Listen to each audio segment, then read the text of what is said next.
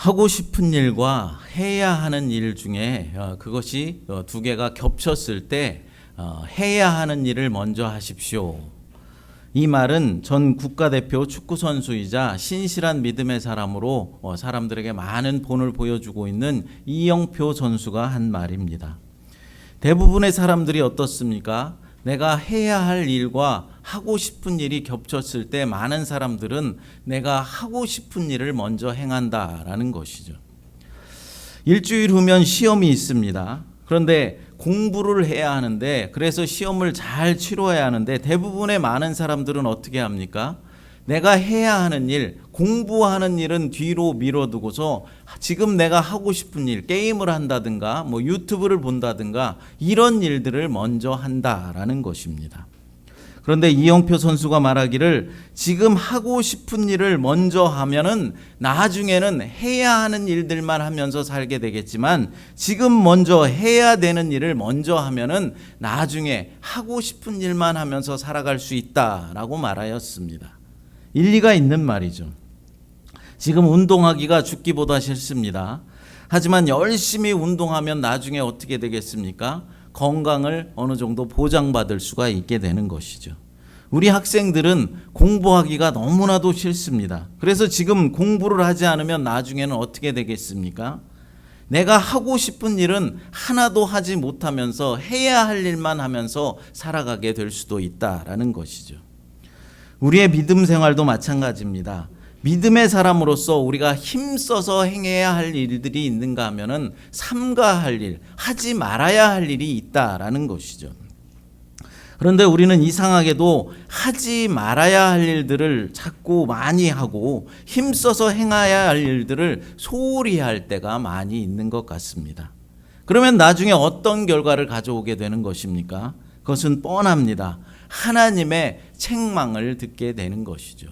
그리고 성도들에게도 사람들에게도 덕이 되지 못하고 은혜를 끼치지 못하게 된다라는 것입니다.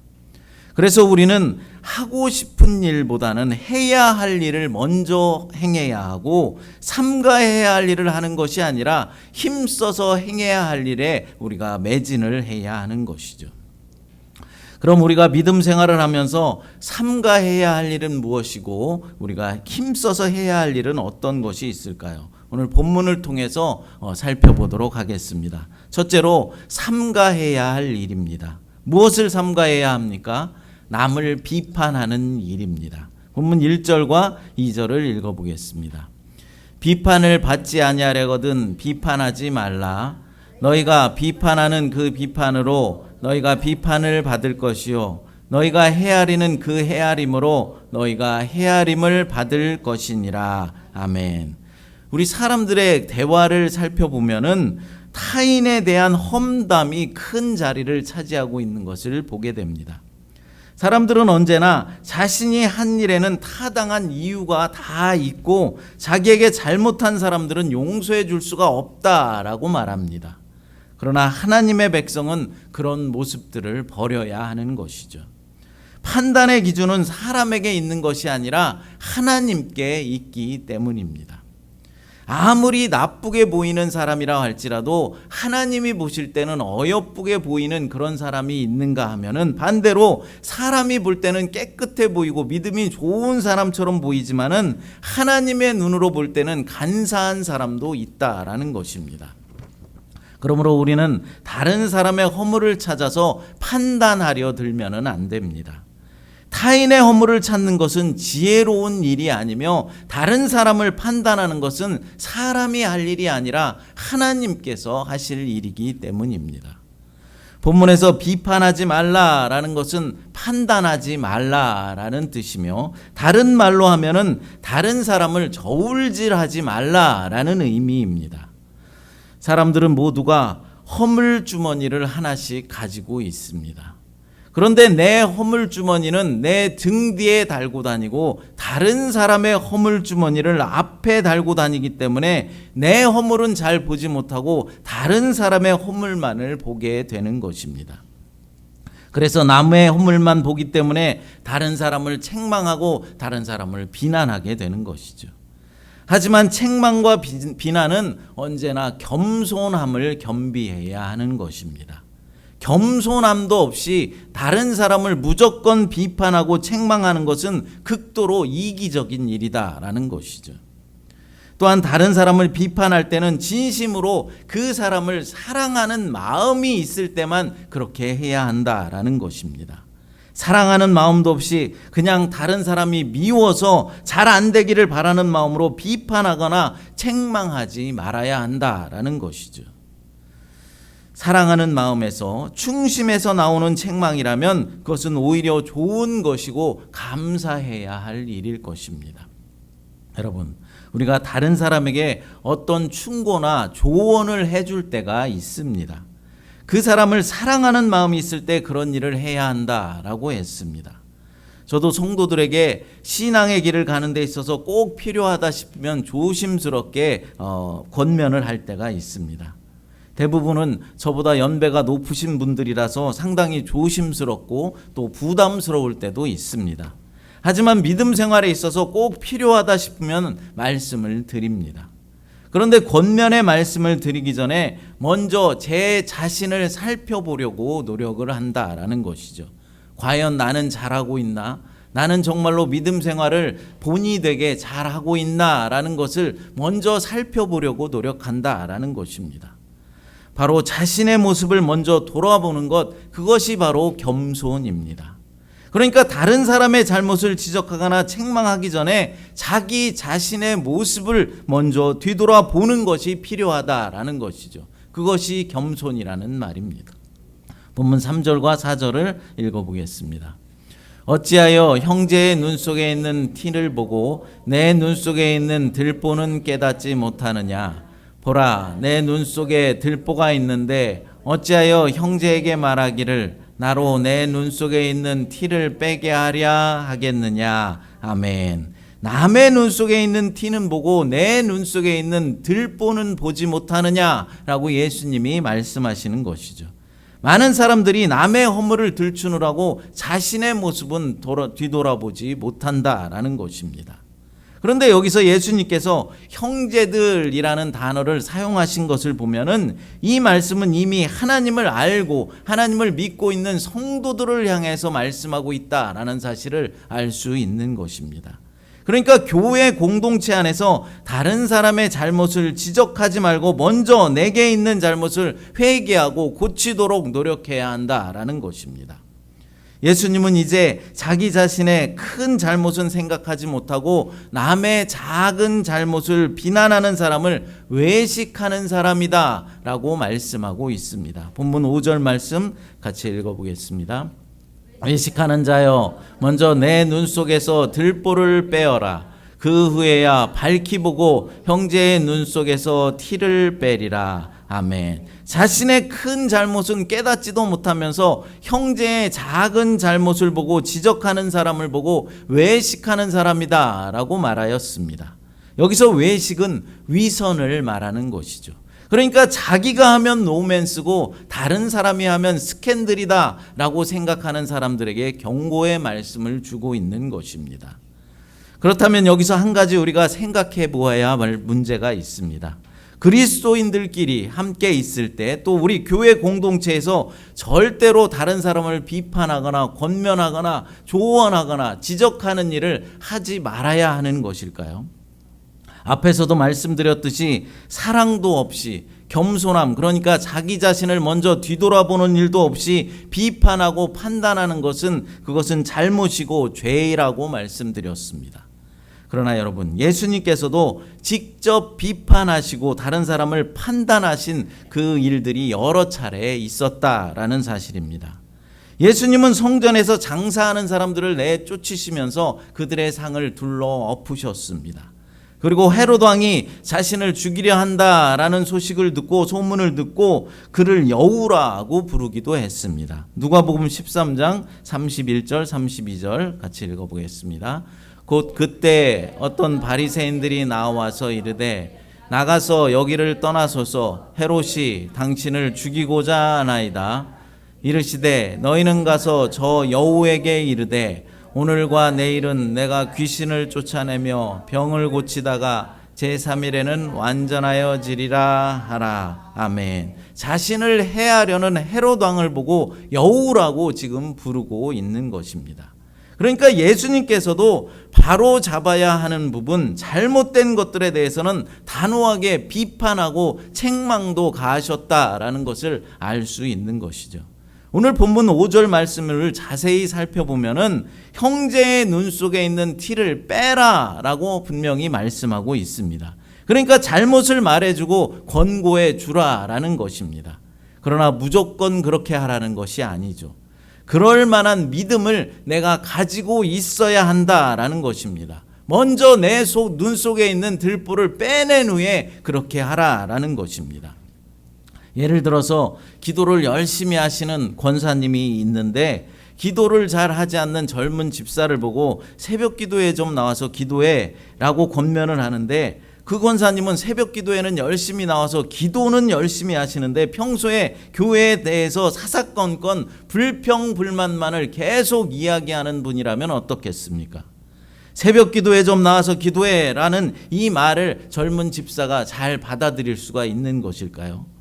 아니, 기도하는 사람이 도대체 왜 저러지? 기도하면서 하나님께도 저렇게 불평불만만 날마다 말하나? 이러면서 권사님의 말을 받아들이지 못하고 곱깝게 여기게 될 것입니다.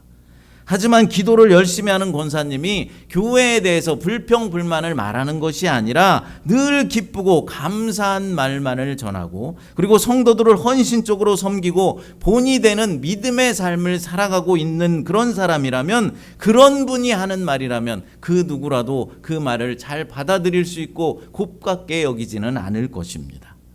이 말씀이 바로 내 눈에 있는 들보를 먼저 빼낸 후에 다른 사람 눈에 있는 티를 빼래라는 말씀의 의미입니다.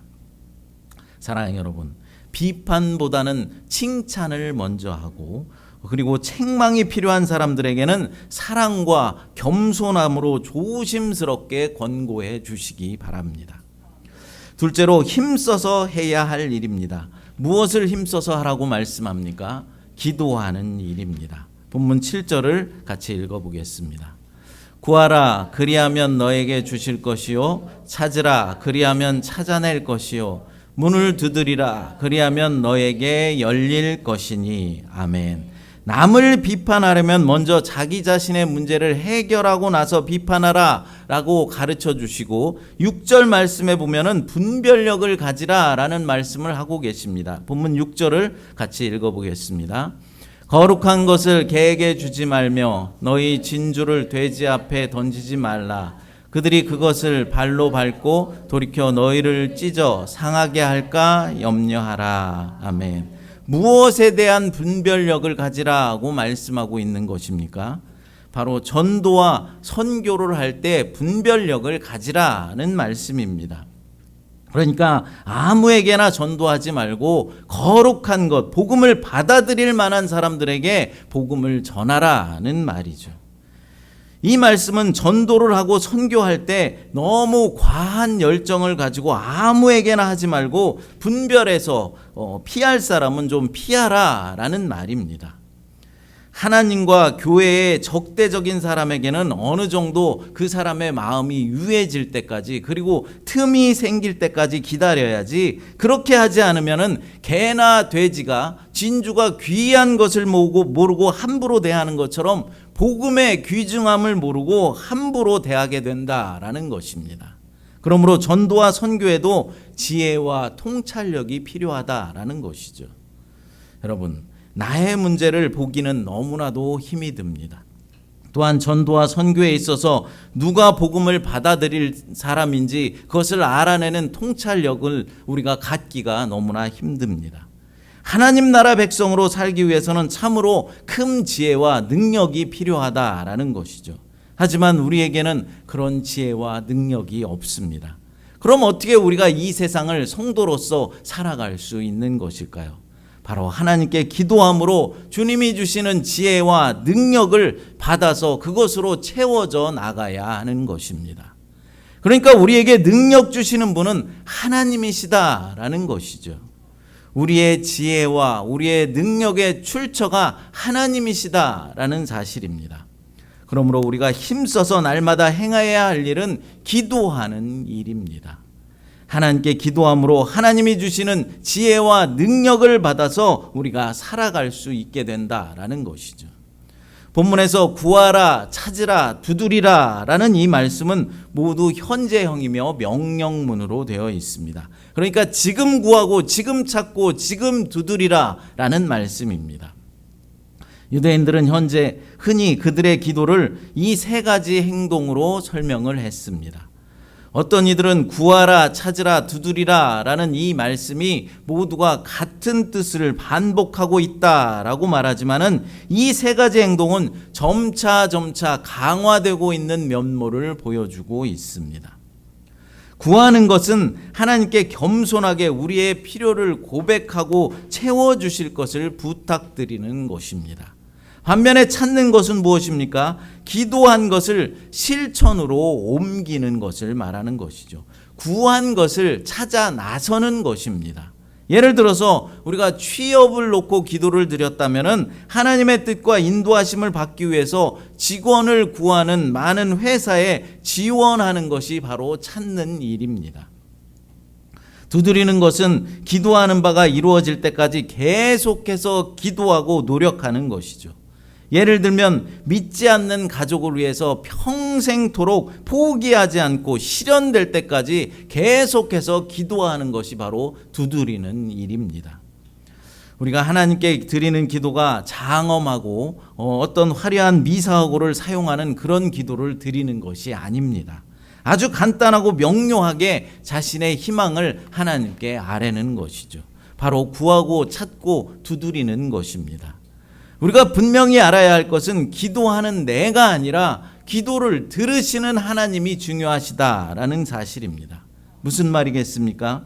내가 기도해서 무엇인가를 이루어내는 것이 아니라는 것이죠. 하나님께서 주시고 하나님께서 열어주셔야 하기 때문입니다. 우리의 기도가 무엇인가를 이루는 것이 아니라 하나님이 주시고 열어주셔야만 이루어질 수 있다라는 사실입니다. 내가 하는 것이 아니라 하나님께서 이루신다라는 사실을 믿으시기 바랍니다. 이렇게 구하고 찾고 두드리는 사람에게 하나님은 응답해 주십니다. 우리의 기도에 그럼 응답해 주시는 이유가 무엇이겠습니까? 바로 하나님은 우리의 아빠, 아버지가 되시기 때문입니다. 아버지만을 전적으로 의지하는 어린 아들이 있습니다. 그 아이에게는 다른 어떤 의지할 곳도 없고 의지할 사람도 없습니다. 오직 아버지만 바라보고 아버지만 의지할 뿐입니다. 그런 아들이 배가 고프다면서 돈가스를 좀 사달라고 하는데 어떤 아빠가 안 된다라면서 그것을 사주지 않을 아빠가 어디 있겠습니까? 그렇습니다. 하나님께서 우리의 기도에 응답해 주시는 이유가 바로 우리가 전적으로 하나님만 바라보고 하나님만 의지하기 때문에 그렇습니다. 그러니까 우리가 하나님만을 전적으로 의지할 때 하나님께서 우리의 기도에 응답해 주신다라는 것입니다. 만약 하나님만을 의지하는 것이 아니라 우리가 세상의 다른 것들, 세상의 사람들을 의지하면은 하나님은 우리의 기도에 응답해 주시지 않는다라는 것입니다. 하나님은 우리의 100%를 원하신다라는 사실을 깨닫게 되시기를 바랍니다.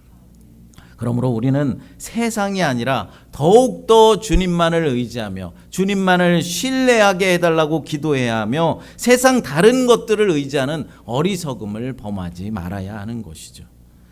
예수님은 주님만을 의지하는 자에게 구하는 자마다 받고 찾는 자마다 찾을 것이고 두드리는 자에게는 열릴 것이다 라고 말씀하십니다. 본문 8절을 읽어보겠습니다. 구하는 이마다 받을 것이요 찾는 이는 찾아낼 것이요 두드리는 이에게는 열릴 것이니라. 아멘. 하나님은 우리의 기도를 묵살하지 않으시고 반드시 응답해 주신다라는 것입니다. 그런데 여러분, 이 원리는 모든 사람들에게 적용되는 그런 원리가 아니라 하나님 나라에 이미 입성한 사람들만 누릴 수 있는 특권이다라는 사실입니다. 그러니까 하나님의 자녀들에게만 주시는 특권이라는 것이죠. 그러므로 우리는 이 특권을 묵혀두지 말고 날마다 잘 사용할 수 있어야 하는 것입니다.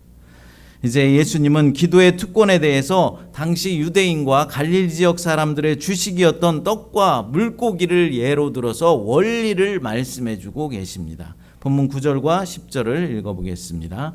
너희 중에 누가 아들이 떡을 달라 하는데 돌을 주며 생선을 달라 하는데 뱀을 줄 사람이 있겠느냐. 아멘. 첫째로 아들이 떡을 달라는데 돌을 줄 아버지는 없다고 하십니다.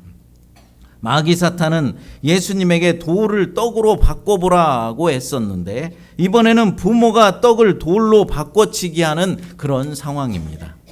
여러분, 아무리 짓궂은 장난꾸러기 아빠라 해도 빵을 대신에 돌을 줄 아빠가 있겠습니까? 그런 아빠는 없습니다. 둘째로 생선을 달라는 아이에게 뱀을 줄 아버지는 없다고 하십니다. 떡을 달라는 아이에게 돌을 주는 것은 유치한 장난일 것입니다. 하지만 생선 대신에 뱀을 주는 행위는 장난을 넘어선 위험한 행위입니다. 뱀이 아이를 물 수 있기 때문에 그렇죠. 만일 죽은 뱀을 준다 해도 위험하지는 않겠지만은 아이가 크게 놀랄 수 있고 또 역겨워할 수 있습니다.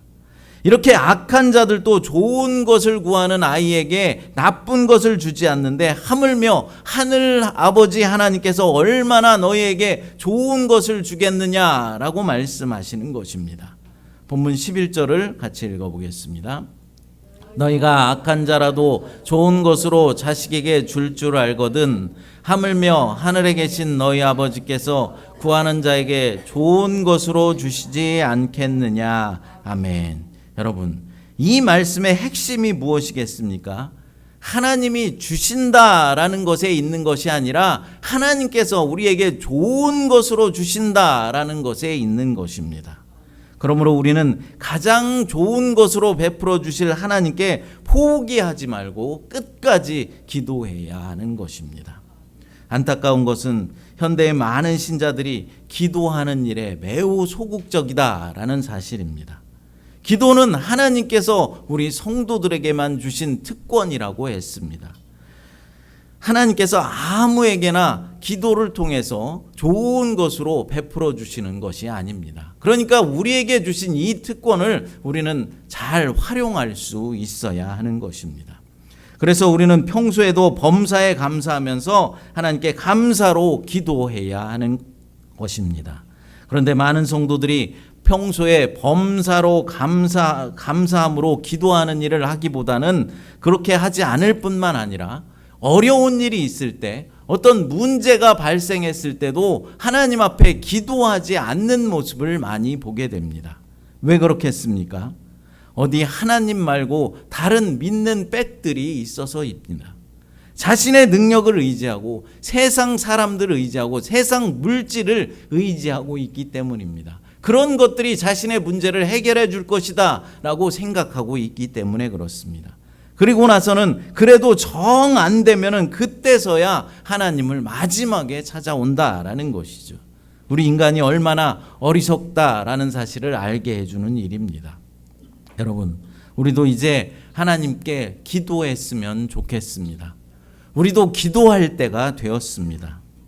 아까 광고 시간에도 말씀드렸다시피 이제 우리는 10월부터 3개월 동안 매달 첫째 주 수요일에 또 그리고 매주 금요일 새벽에 교회 세우기 특별 기도회를 하려고 합니다. 여러분 중에 아시는 분들도 있으시겠지만은 우리 교회가 요즘 사실 좀 어려운 상황에 있습니다. 하지만 저는 그렇게까지 걱정하진 않습니다. 우리의 기도를 들어주시는 하나님이 계시기 때문입니다. 그리고 여러분들도 크게 걱정하실 필요는 없습니다. 또 여러분 밖에 나가서 우리 교회가 너무 어렵대, 힘들대 이렇게 나가서 소문 내시지 말기 바랍니다. 제발 소문 내지 마십시오. 힘들지만은 우리가 합심하여서 교회를 위해서 힘있게 기도하면 하나님께서 우리 교회를 다시 든든하게 세워주실 줄 믿습니다. 우리 사람이 생각하지도 못하는 놀라운 기적으로 하나님께서 우리 교회에 베풀어 주실 줄 믿습니다. 우리가 기도하게 하기 위해서 이런 어려움도 주시는 것입니다. 문제는 우리가 얼마나 힘을 합하여서 합심해서 기도할 수 있느냐입니다. 오늘 말씀에서 예수님은 구하라, 찾으라, 두드리라고 하셨습니다. 그러면은 응답해 주실 것이다 라고 분명하게 말씀해 주셨습니다. 여러분, 교회가 어려울 때 우리는 합심해서 기도해야 하는 것입니다. 어려움이 있는데도 기도하지 않는 사람은 교회를 사랑하지 않는 것이고 또 더 나아가서 하나님을 믿지 않는 것입니다. 그러므로 우리 모두가 최선을 다해서 교회 세우기 특별 기도회에 참석하셔서 하나님이 우리의 기도에 응답해 주심을 직접 보게 되고 경험하게 되었으면 좋겠습니다. 사랑하는 여러분, 오늘 말씀 가운데 우리가 삼가해야 할 일과 힘써서 행해야 할 일들이 무엇인지 생각해 보았습니다. 삼가해야 할 일이 무엇이라고 했습니까? 다른 사람을 비판하는 일을 삼가해야 한다라고 했습니다. 겸손함 없이 사랑도 없이 다른 사람을 비판하지 말아야 하는 것이죠. 먼저 나를 뒤돌아보고 그리고 권면해야 하는 것입니다. 그럼 우리가 힘써서 행해야 할 일은 무엇입니까? 바로 기도하는 일입니다. 이제 우리는 마음을 합하여서 함께 기도했으면 좋겠습니다. 그래서 주님이 이루시고 행하시는 일을 목도하게 되시기를 간절히 축복합니다. 이 시간 함께 교회라는 찬양, 아까 부르셨던 찬양 부르시고 기도하도록 하겠습니다. 하나님 감사합니다. 오늘 말씀을 통하여서 삼가해야 하는 일과 힘써서 우리가 행해야 할 일이 무엇인지 알게 하시니 감사합니다. 다른 사람을 함부로 비판하는 일을 삼가하게 하시고 하나님 앞에 기도하는 일은 힘써서 행하는 우리 새마음교회 모든 성도들이 될 수 있도록 인도하여 주시옵소서. 특별히 이제 교회 세우기 특별 기도회를 인도하여 싸우니 우리가 마음을 아파해서 교회의 어려움이 사라지고 든든히 세워져가는 교회가 되기 위해서 기도할 때 응답하여 주시고 주님이 이루시는 기적의 역사를 우리 모두가 목도할 수 있도록 하나님 도와주시고 인도하여 주시옵소서. 우리의 모든 기도에 응답하여 주심을 믿사옵고 거룩하신 예수님의 이름으로 기도드리옵나이다. 아멘.